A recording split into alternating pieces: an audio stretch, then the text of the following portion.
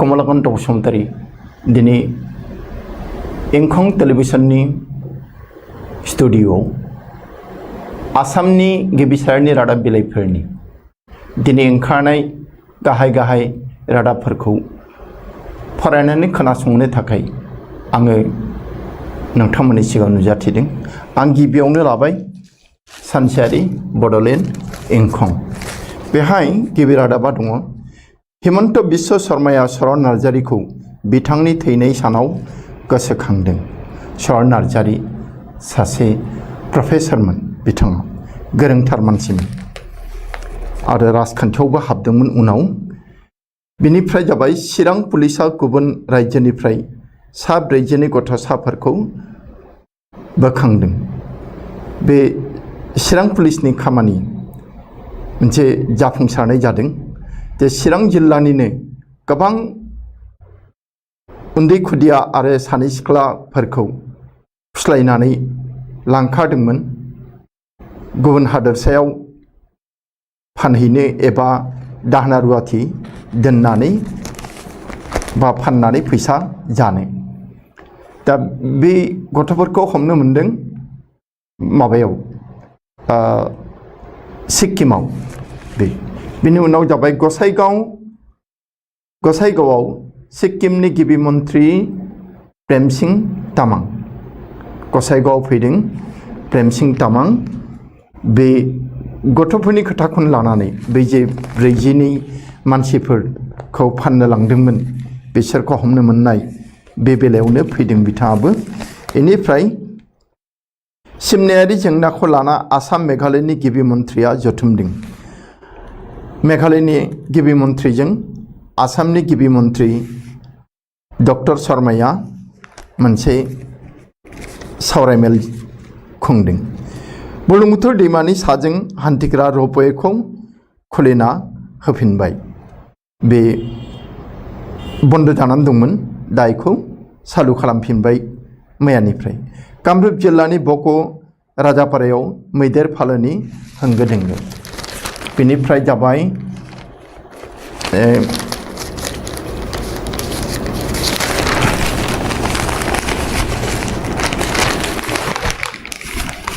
बिश्वनाथाव मोनसे गिख्रंथाव लामा जाब्रबथायाव सासे सुबुङा जिउ गोमादों आरो गंसे ट्राकनिफ्राय 51 केजि लिरथायनि गान्जानि थफ्लाखौ जब्द खालामनो हादों।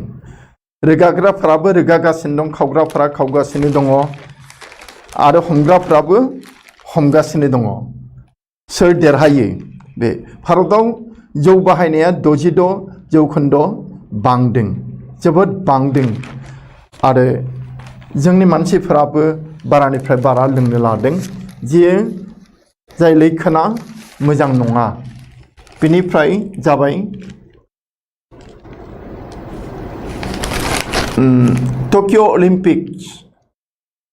लाभलिना बरग'हाइया प्रि क्वार्टार फाइनालाव। बे मैयानि रादाब। बेनिफ्राय जोङो इंखं बड'लेण्डनिफ्राय बेखिनिखौनो फरायबाय। दानिया फैदोनि अग्रदूत रादाब बिलाइयाव। बेहाय दङ जे प्रतिबदर माजेरे आरम्भ टकिअ अलिम्पिक। जे कर'ना भाइरासनि साग्लोबनाया गोख्रों जापानावबो। दा बे हिसाबै बेखौ खालामनो हायामोन, नाथाय थांनाय बोसोरावबो बियो जानो गोनांमोन। बे कर'ना भाइरासखौ गिनानैनो खालामाखै, देग्लाय अख्रा खालामनाय जाबाय। बेहाय जापान हादोरनि गोबां नोगोरारिफोरा सुखुवाखै। बेनिखायनो मैया जि जुरिनाय सान इन'ग्रेसन सेरेमनि, अपेनिं सेरेमनि, बेहाय गोबाङा हेंथा दिन्थिदों, बेरेखा दिन्थिदों आरो अब्लाबो बिनि गेजेरजोंनो जाफुंलांबाय अपेनिं सेरेमनिया। बेनिफ्राय फैबाय आगस्ट'ते कर'नार तृतीय ढौ। 2 आगस्टआ सफैगासिनो दङ। बे आगस्ट दानावनो कर'नानि 3थि दोहौआ जोंनि आसामावल' नङा, गासै भारतआवनो फैगोन होननानै बुंदों। दा 2थि दोहौआ जोबनोसै, 3थि दोहौआ फैनोसै आरो। बेनिफ्राय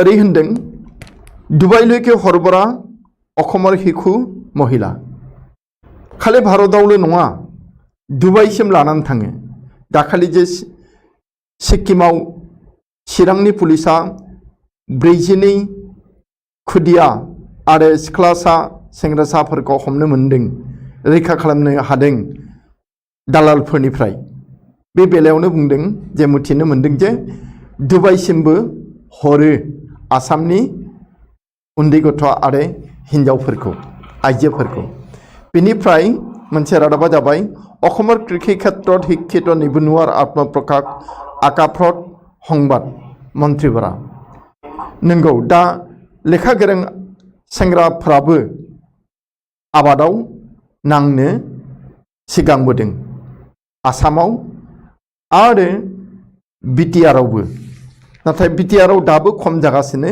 दङ बिनिफ्राय खाद्य हरबराकारि जमेट'र बजार मूल्य हलगै 1 लाख कोटी टाका बियो खुनुरुखुमसो माने बेसादफोर फानबाय बायोमोन जाग्रा बेसाद बे माबा थेला गारिफोराव नारनानै बेफोरबादि मानसिमोन दा बियो बिराद बाजार खालामनो हाबाय बिनि माबाया हकारनि मुङा जाबाय जमेट' दा जमेट'नि बाजार दा बियो शेयार बाजारावबो हाबबाय शेयार बाजाराव गोबां कौटि टाकानि शेयार बायनानै बयनिबो नोजोर बोनो हादों बेनिफ्राय मोनसे जाबाय सिग्रेट प्रडेक्ट कंग्रेसर नतुन सभापति नियुक्ति थाबैनो जे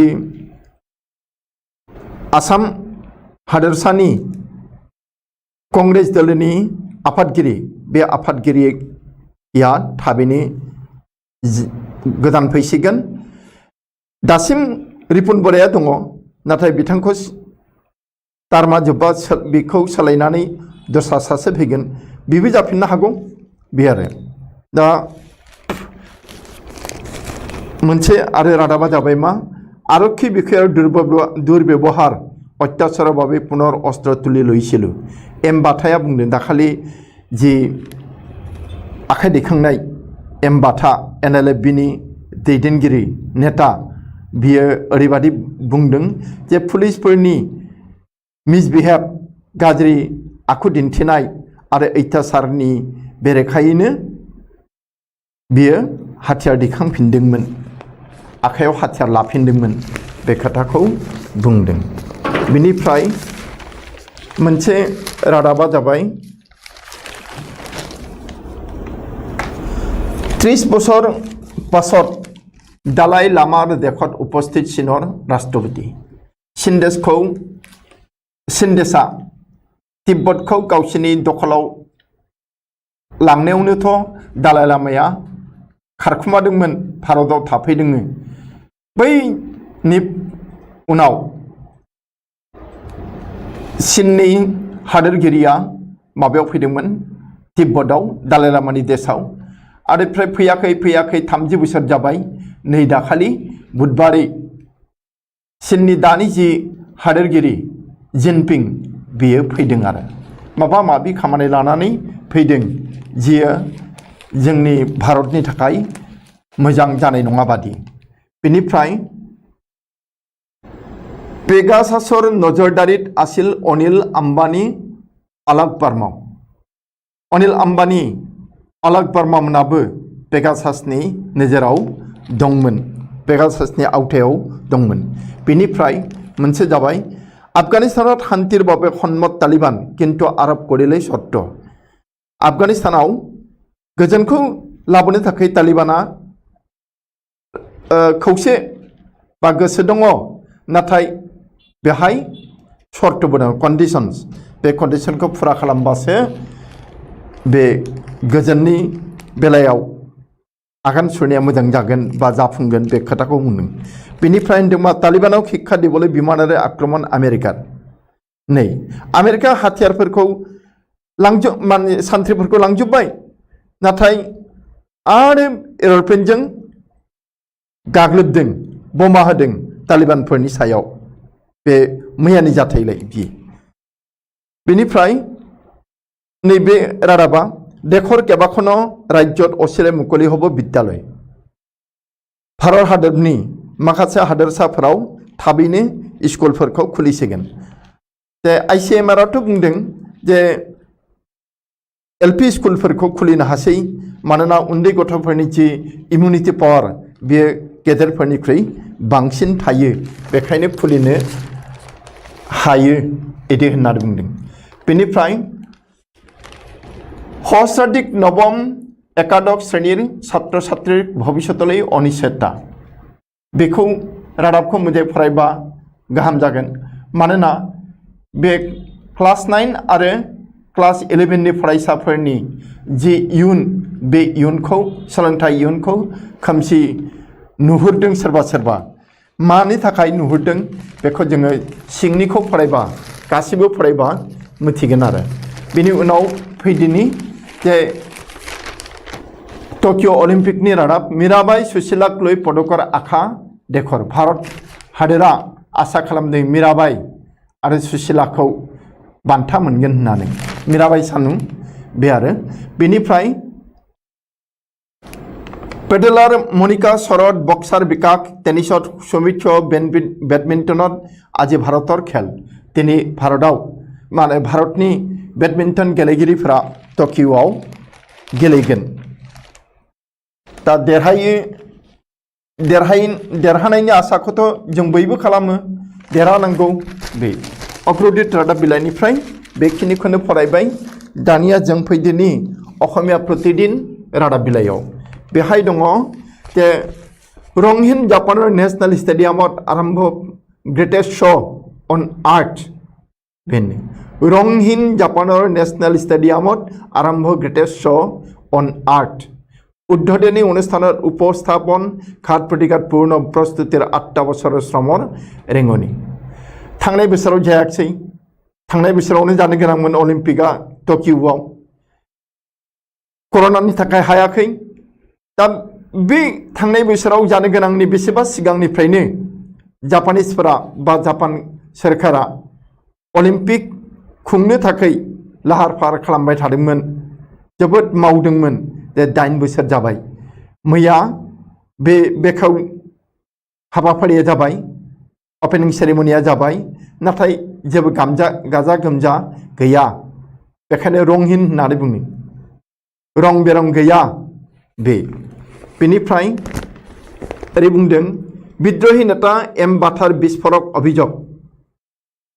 NLFबीनि दैदेनगिरि एम बाथाया मोनसे बाथ्रा बुंदों। बिद्रही 3 জানুৱাৰীৰ নিশা आरक्षीया मक पलाबो दिছিল। 3 জানুৱাৰী खालि पुलिसा आंखौ खारखुमानो थिनदोंमोन, बाथाखौ खारखुमानो थिनदोंमोननो। दा मानि थाखाय खारखुमाबाथ' माने खारनो लाबानो गावथारोना, गावो। दा बेबो जानो हागौ, आर नङाबा गुबुन थांखिबो जानो हागौ। सोरबा पुलिसा अननानै बेखौ खारखुमा होनोबो हागौ। बे जोङो सिंनिखौ फरायबा मिथिगोन। बेनिफ्राय जाबाय मा जे 55 कोटिर मासुलक्लै मौन सेवा शिक्षा संसद। CBSEनि याबो माबा केस होदोंमोन सुप्रिम कर्टआव जे CBSEनि फरायसाफोरा बै फर्म फिलापआव जि थाखा होनांदों, थाखा फिस होनांदों, बे मासुलखौ, बे फिसखौ मोनफिनगोन ना मोनफिना, CBSEआ हरगोन ना हरा, बेखौ लानानै माबा दाबि खालामदोंमोन। नाथाय CBSEआ खर' गंग्लायाखैमोन। उनाव बाध्य जानानै बिनि गार्जियानफोरा माबायाव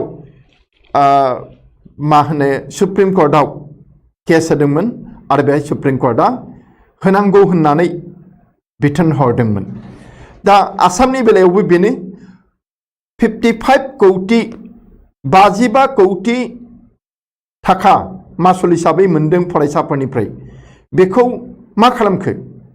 गासिबोथ' खरस आजोबा, बहि आरि माबा प्रिन्टिंनि खरस, एफोराव खरस आजोबा। दा बे केन्डिडेटफोरनो, बिजाथिफोरनो बे थाखाखौ हरफिनगोन ना हरफिना, बेखौ लानानै सोंदों आरो। बिनिफ्राय अमित शाहर पदत्याग, प्रधानमंत्री बिरुद्धे तदন্ত दाबी, पेगासासकलै সংসদ চৌহদত বিৰোধীৰ উত্তাল प्रतिबाद। पेगासासखौ लानानै आरो मैयाबो बेरेखा हान्जानि एमपिफोरा जोबोद होसेख्रावदों पार्लियामेन्टनि दरखङाव। बे पेगासास मोनसे संगालि खालामग्रा, दा बेखौ भारत सरकारा गावसोरनि बेरेखा हान्जानि मानसिनि सायाव सोरबा माहाजोननि सायाव बेखौ बाहायदों होननानै अजद दिन्थिगासिनो दङ। बेनिफ्राय नैबेहायबो दङ सिक्किमनिफ्राय बै चिरां जिल्लानि 42 खुदियाफोर आरो सिख्लाफोरखौ रैखा खालामनाय जारिमिन माबाया रादाबा जिहाय बुंदों मा सिक्किমৰ পৰা आरक्षीয়ে उद्धार কৰি আনিলে অসমৰ 42 শিশু যুৱতী। बेनिफ्राय कर'नात राज्यत पुनर मृत्यु 15 जনৰ। आसामाव कर'नायाव मैया 15 मानसि थैबावबाय। खम जादों आरो खम, बे गोजोननायनि बाथ्रा, गोजोनथाव बाथ्रा। बेनि उनाव फैदों जोबथारनायाव जे बिस्फोरक करियाय अना ड्रन गुलियाय धंख जम्मु काश्मीराव बे जाबाय थादों। जरखायै जम्मुआव आर्मी केम्पनि सायाव ड्रन बिरबाय थादों, ड्रन बिरहोहरदों सुथुरफोरा। जरखायै काश्मीरी माबा पाकिस्तानिफ्रा दा मैया जि बिरहोहरदोंमोन बेखौ गावख्लायनानै हायाव खोख्लैनो हादों BSFनि जवानफोरा आरो बेहाय मोनदों हाथियार लानानै फैदोंमोन। ते प्रतिदिनखौबो बेखिनियावनो दोनबाय। दानिया फैदोनि जोङो आमार अखम। बे आमार अखम रादाब बिलाइयाव दङ अतिमारि नेवसि अलिम्पिक आरम्भ।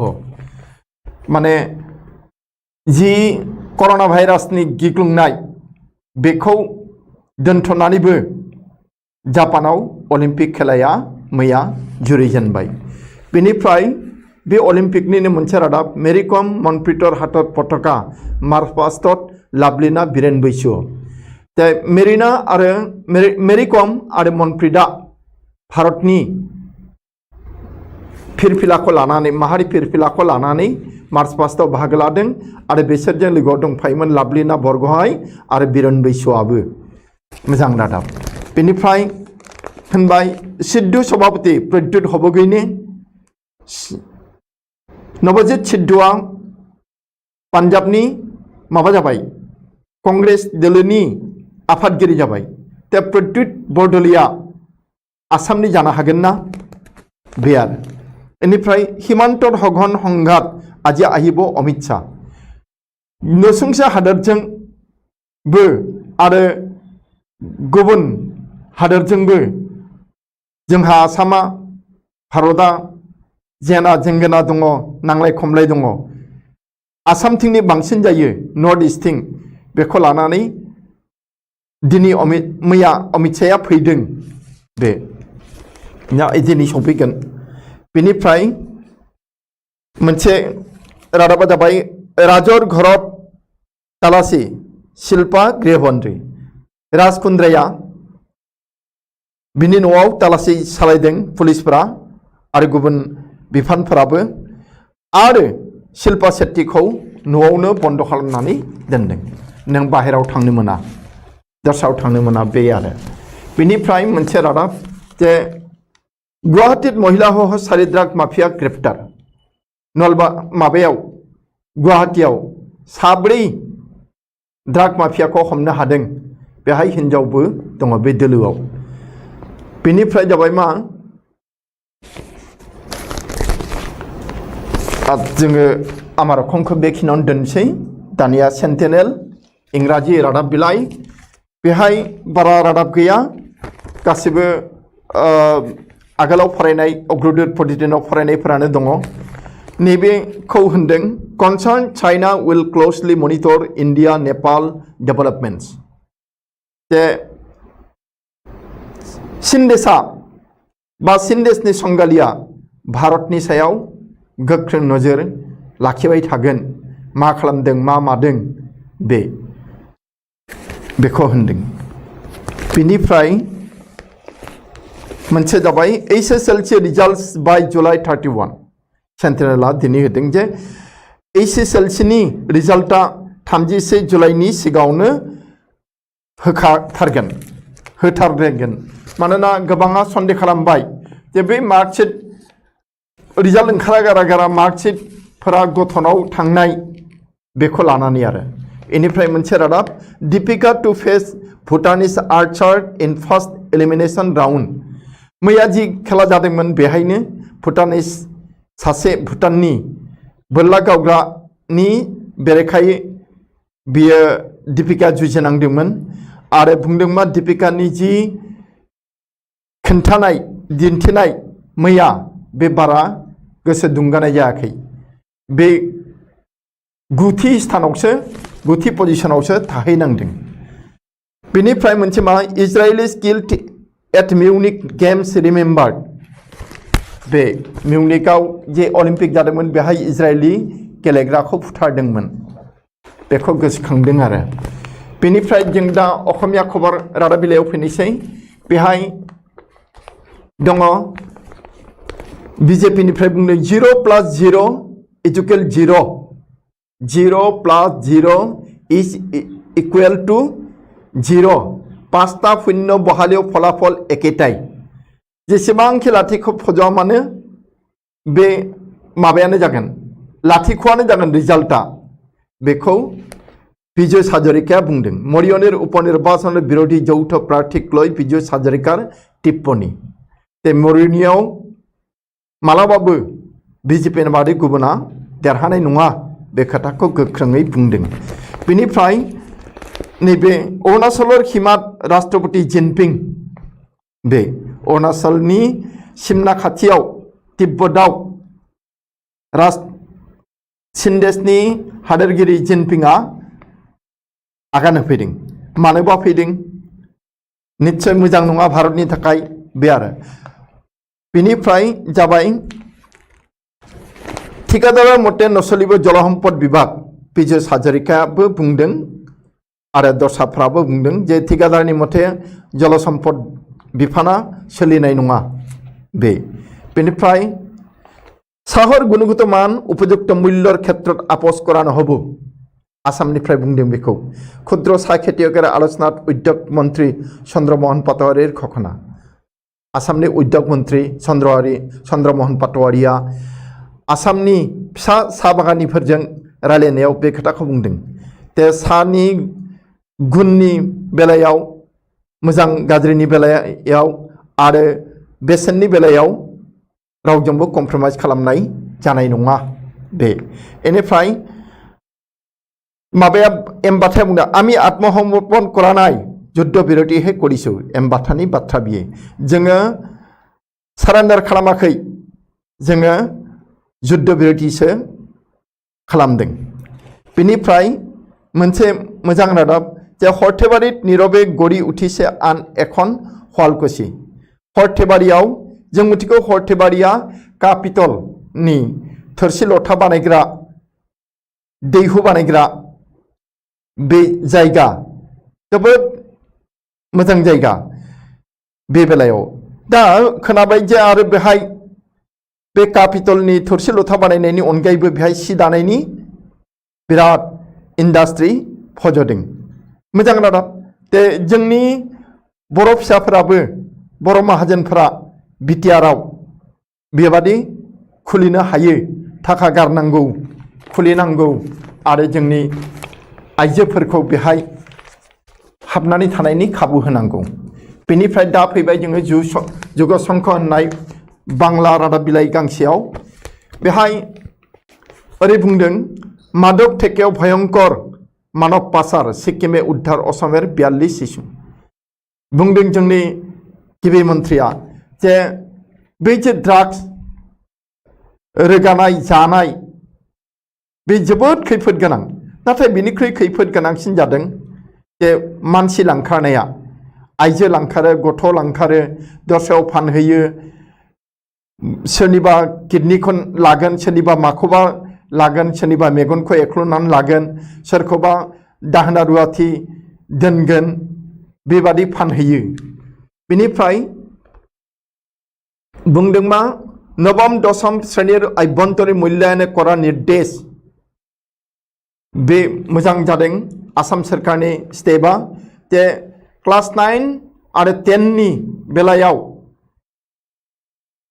सेबा आरो आसामनि शिक्षा बिफाना गोख्रों बिथोन होदों जे unit test half yearly examination annual examination test pre test बा प्रि बोर्ड टेस्ट बेफोर जाथारनांगोन आरो थिक मथे मार्कशीटखौ बानायनांगोन आरो बेखौ सेबानि पर्टेलाव दैथायहरनांगोन सेबानो बे बेखौ लानानै मोननै कमिटि बानायदों मोननै कमिटि बानायगोन बा कमिटि जागोन बे सेबा लेभेलाव बे आसाम सरकारा बानायगोन डिसि आरो माबा आईएएस फोरखौ लानानै बे कमिटिफोरखौ बानायनाय जागोन ओमफ्राय मोनसे रादाबा जाबाय गुवाहाटी থেকে श्रीरामपुर पर्यन्त आरो कोनो जंगि संगठन नेই गिबि मन्त्रि हिमन्त बिश्व शर्माया बुंदों जे गुवाहाटीनिफ्राय श्रीरामपुरसिम आरो रावबो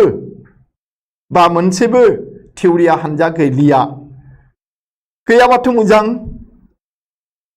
गैयाबा मोजां नाथाय दंना गैया जों बेखौ बुंस'नो हाला हिमन्त कनराड बैठक सीमान्तेर 12 विबदमान स्थानीय जटिलता मिजोरामजों जागासिनो दं अरुणाचलजों जागासिनो दं नागालेण्डजों जागासिनो दं आसामहा सीमा विवाद बर्डार केलेंकारि दा मेघालयजोंबो दङ जों आगोलावनो बुंदों जे मेघालयजोंबो दङ दा मेघालयजों मोन 12 जायगायाव बिदि गोसो गोरोबलायै बा सेलाय बेलाया दङ आफां थोंजायबो दङ आरो आगोल थोंजायबो दङ बेनिफ्राय काश्मीर गणभोट करबे पाक सरकार मा खोथालाय बेलाय पाकिस्तान सरकारानो काश्मीराव प्लेबिसाइड खालामगोन गणभोट जे काश्मीरिफोरा भारतजों थानो ना काश्मीरजों थानो पाकिस्तानजों थानो बे ना गावसोर हारसिं थानो माबा खोनासंथावै बा माने बानजाथावै खोथा बुंनाय पाकिस्तान सरकारनि बेबो थाबाय दाना जोंनि आखायाव दङ दैनिक जनमभूमि बेहाय रादाबखौ होदों बे अलिम्पिकनिनो दरखक बिहीन स्टेडियामाव 1000कै खम अतिथि 1000सेनिख्रुइ खम जादों आलासि नुजाथिनाया मानोना बिदि एलाउखौनो खालामखायाखै लिंहरखायाखै बे दा बेनिखायनो नायग्रा गैया खालि गेलेग्राल' बेनिफ्राय जाबाय राहुल गांधीर मन्तव्यक आदरणीय मुख्यमंत्री डॉक्टर हरमान दुर्नीति परायण लोकेहे मोदी सरकारले भय करे बेखौ राहुल गांधीया बुंदों आरो बे खोथाखौ बबेबा सेन्सआव डॉक्टर हिमंत बिश्व शर्मा आसामनि गिबि मन्त्रिया बे बाख्नायदों वेलकाम खालामदों बे आरो उल्था सोदोबथि जागोन बियो इनिफ्राय बुंदों मा अखमत 2 बছৰত 31 जन कृषकर आत्महत्या मिरु सरकारनि आबादनि मिरु मन्त्रि नरेन्द्र सिंह तोमरा बुंदों आसामाव दासिम 36 जन आबादारिया गावखौनो फोथैनानै लाबाय सुइसाइड खालामबाय बे गाज्रि खोथा आरो जे मानसिफोरा बिदि थैबाय इनिफ्राय मोनसे रादाब दङ अखमर माटित नगर आग्राखनर प्रचेष्टा आसामनि हायाव नागानि गाग्लोबनायनि लाहार फाहार नागाफोरनि गाग्लोबनाय लाहार फाहार बे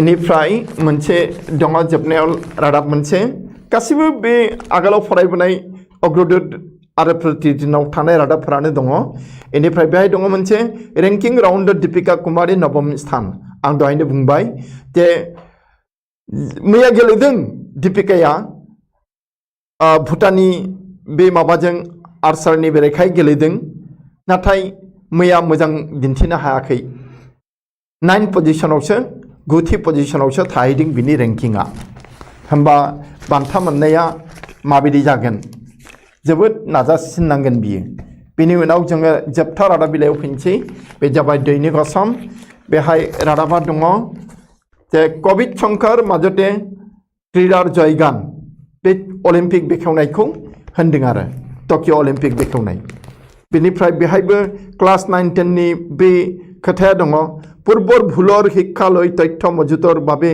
शिक्षा विभागৰ तत्परता आगोलनि जि गोरोन्थि बे गोरोन्थिनिफ्राय सोलोंथाइ लानानै दिनै आसामनि सोलोंथाइ बिफान आरो सेबाया काउन्सिला नैबेखौ मावनो लादों नवम दशমৰ आभ्यन्तरीण परीक्षा समय मते अनुष्ठित करार निर्देश स्कुलफोरखौ आइएसफोरखौ बिथोन हरदों जे 9 10 नि बे आनजादफोरखौ unit test half yearly annual pre board test बेफोरखौ समाय मथे खालामथारनांगोन आरो मार्कशीटफोरखौ एखे गेबेङै बानायनानै सेबानि पर्टेलाव हरनांगोन दे पनपतियागे संरक्षित हब कार्बि आंलं डिमा हासार समष्टि এই যে एमपि एमएलए नि जि बियाब बे बियाबफोरा जे दाफामफिनजागोन होनदों दा बेहाय बुंबाय जे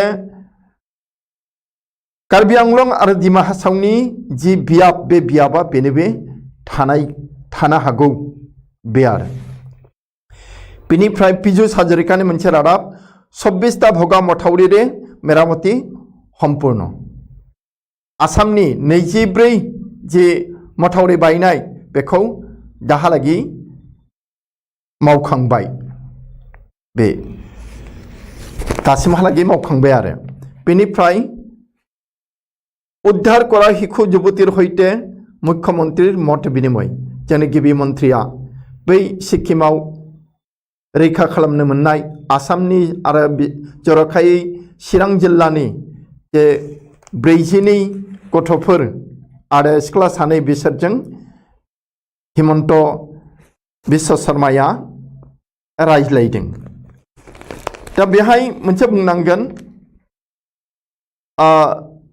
बे जाय दायनिगिरि सासे घिमिरि दङ सासे माबा दङ बिसोरखौबो हमनो मोनबाय जायफोर फुस्लायनानै खावनानै लांनानै फानहैदोंमोन बेनिफ्राय जाबाय एबार AIUDFर बिधायকৰ লগত যোগাযোগ बिजेपिया बेखौ नाजादों बोरैहाय गावसोरो नि गोजा बिजेपि गोजा आसाम एसेम्ब्लियाव 64 मासि आवग्रिनो हायो 64 मासि आवग्रिनो हाबानो एबसोल्युट मेजरिटी जायो नालाय दाबो बिजेपिया गावसोर हारसिं एबसोल्युट मेजरिटी नङा दा एबसोल्युट मेजरिटी जानो थाखाय नाजागासिनो दङ दा बे नाजानाया नैबेहाय नांफैदों दा भबानिपुरनि जे माबा AIUDFनि MLA फणिधर तालुकदार बेखौ हमनो नाजागासिनो दं बा लांनो नाजागासिनो दं बेनिफ्राय जोङो थांदिनि गुबुन रादाबाव बेहाय दङ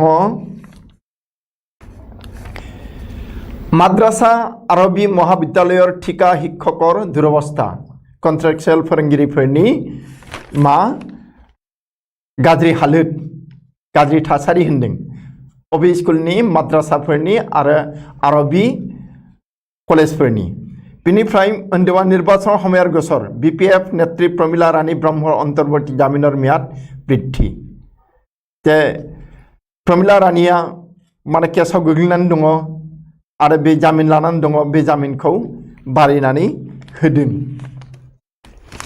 बेनिफ्राय जाबाय भाषिक ঐক্য स्थापनार বাবে महापुरुष शंकरदेव जातिर जनक ते बे शंकरदेव महागुरुनि माबा बियो रादाब ते बिथाङा आसामाव खौसेथि लाबोनो नागिरदोंमोन राव हारिमु आरो धोरोम बासिया हलासिनो इनिफ्राय नैबेहाय रादाब दङ खेलानि मीराबाई सानुर ओपरत दृष्टि निबद्ध थाकिब आजि दिनै मीराबाइया गेलेगोन मीराबाई सानुआ जि मणिपुरनि आइजो वेट